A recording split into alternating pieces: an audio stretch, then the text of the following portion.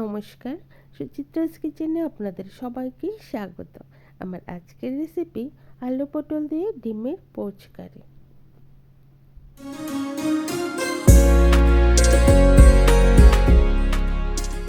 সবার প্রথমে একটা কড়াই বসিয়ে কড়াইতে দিয়ে দেবো বেশ খানিকটা সর্ষের তেল। তেলটা ভালো মতো গরম হয়ে গেলে আমি আলু পটলটাকে ভেজে নেব।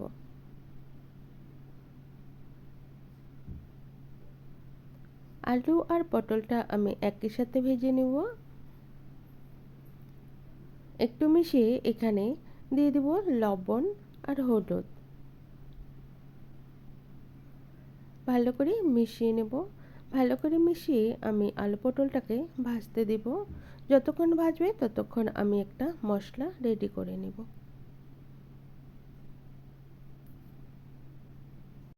মশলা বাটার জন্য আমি একটা মিক্সিং জার নিয়ে নেব। এবার এখানে একটা বড় সাইজের পেঁয়াজ দিয়ে দিব। 1 ইঞ্চির আদার টুকরো দিয়ে দিলাম। দিয়ে দিলাম 15 থেকে 20 কোয়া রসুন, ঝালের জন্য কাঁচা লঙ্কা, 2টো কাশ্মীরি লঙ্কা, একটা টমেটো। একটুখানি জল দিয়ে এর একটা মিহি পেস্ট তৈরি করে নেব। পেস্ট কিন্তু তৈরি হয়ে গেছে। এবার এটাকে সাইডে রেখে দেব। এদিকে কিন্তু আলু পটলগুলো সুন্দরভাবেই ভাজা হয়ে গেছে। এবার এই আলু পটলগুলোকেও তুলে নেব। ওই একই তেলে এবার দিয়ে দেবো ফোড়নের জন্য কিছু গোটা গরম মশলা, 1 ইঞ্চি দারচিনির টুকরো, 4টে ছোট এলাচ, 2টো লবঙ্গ আর দিয়ে দিলাম 2টো তেজপাতা। এবার এখানে 1 মুঠো দিয়ে দিলাম কুচনো পেঁয়াজ। পেঁয়াজটাকে ভালো করে লাল লাল করে ভেজে নিব। পেঁয়াজটা যখনই সুন্দর লাল লাল করে ভাজা হয়ে যাবে, এবার এখানে দিয়ে দেবো বেটে রাখা মশলাটা। মিক্সিং জারটা ধুয়ে একটু জলও দিয়ে দেবো। এবার সব কিছুকে ভালো করে কষিয়ে নেব।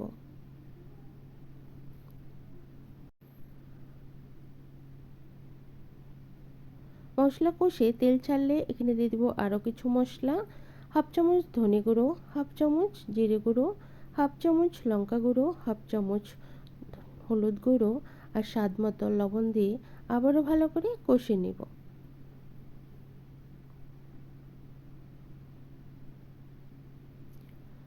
মশলাটা কষে এলে এবার ভেজে রাখা আলু পটলগুলো দিয়ে আরও মিনিট 5 কষে নেব।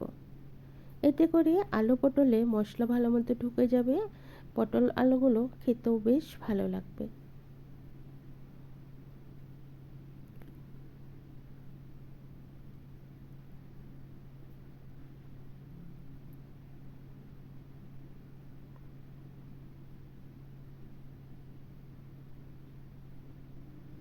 মশলা কিন্তু ভালো মতোই কষে গেছে। এবার এখানে জল দিয়ে দিব।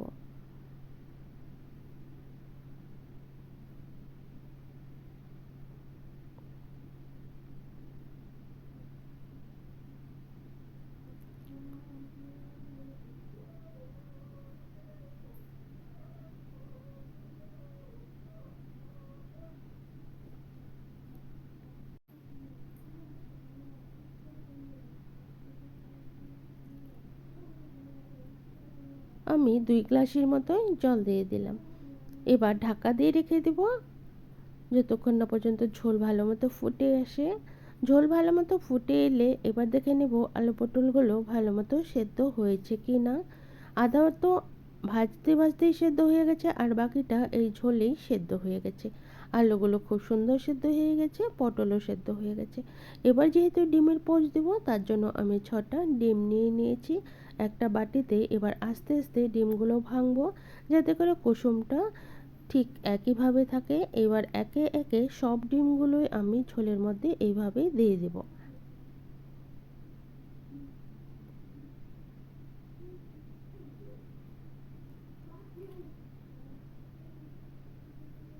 ডিম দেওয়া হয়ে গেলে এবার ওপরে একটু ছিটিয়ে দেব লবণ আর গোলমরিচের গুঁড়ো।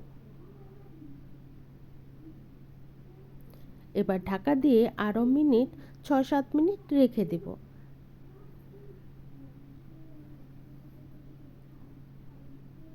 ডিমগুলো যখনই ভালো মতো সেদ্ধ হয়ে যাবে আমি দেখে নেব। এবার হালকা হাতে একটু মিশিয়ে দিব। একসাথে যেহেতু জোড়া লেগে গেছে এবার চিনিটা দিয়ে ভালো মতো একটু করে কেটে দেব। তৈরি হয়ে গেছে আলু পটল দিয়ে কিন্তু ডিমের পোচকারি। এই পোচ কিন্তু খেতে ভীষণ ভালো লাগে। সবশেষে আমি হাফ চামচ দিয়ে দিলাম গরম মশলার গুঁড়ো। এতে করে এর টেস্ট আরও বাড়বে। এখানে চাইলে কিন্তু একটু ঘিও দেওয়া যায়। অনেকেই ডিমে ঘি পছন্দ করে না, সেক্ষেত্রে না দিলেও হবে। এবার 5 মিনিট সময় স্ট্যান্ডিং টাইমে রেখে আমি সার্ভ করে দেব। তৈরি হয়ে গেল আলু পটল দিয়ে ডিমের পোচকারি। রেসিপিটা কেমন লাগলো অবশ্যই জানাবেন। যদি ভালো লাগে একটা লাইক করার অনুরোধ রইল। এখানে কিন্তু আমি ধনেপাতার ব্যবহার করিনি। এখানে কুচনো ধনেপাতা দিলেও কিন্তু বেশ ভালো লাগে। অনেক সময় কিন্তু ধনেপাতা পাওয়া যায় না, যদি পাওয়া যায় সেক্ষেত্রে দিলেও বেশ ভালো লাগে। আমার চ্যানেলে নতুন বন্ধু হয়ে থাকলে চ্যানেলটাকে সাবস্ক্রাইব করার অনুরোধ রইল। পাশে থাকা বেল আইকন অবশ্যই প্রেস করে দিবেন, কারণ আমি চ্যানেলে যখনই কোনো নতুন রেসিপি দিব এর নোটিফিকেশন আপনারা পেয়ে যাবেন। আবারও হাজির হয়ে যাব অন্য কোনো রেসিপি নিয়ে। সবাই ভালো থাকবেন, সুস্থ থাকবেন। ধন্যবাদ।